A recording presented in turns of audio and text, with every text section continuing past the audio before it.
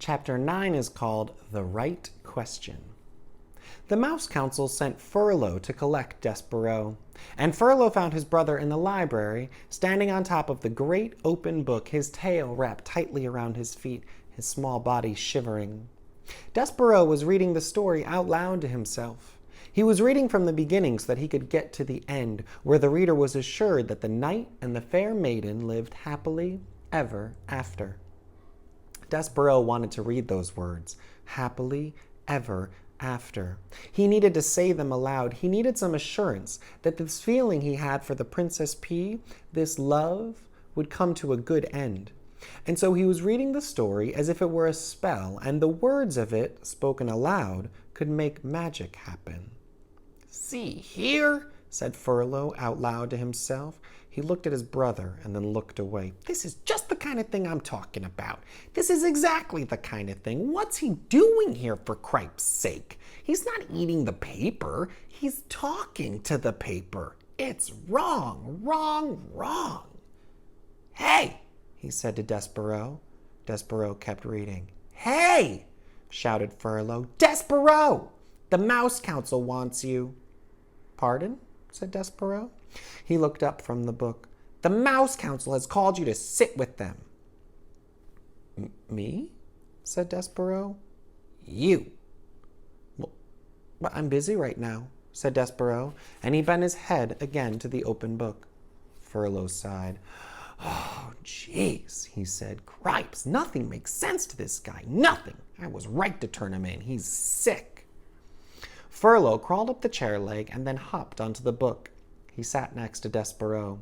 He tapped him on the head once, twice. "Hey," he said, "the Mouse Council isn't asking. They're telling. They're commanding. You have to come with me, right now."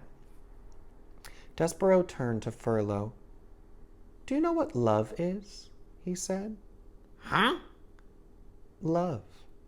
Despereaux shook his head. "You're asking the wrong question," he said. "The question you should be asking is why the Mouse Council wants to see you." "There's somebody who loves me," said Despereaux, "and I love her, and that is the only thing that matters to me." "Somebody who loves you? Somebody who you love? What difference does it make? What matters is that you're in a lot of trouble with the Mouse Council." "Her name," said Despereaux, "is P." "What?" "The person who loves me. Her name is P."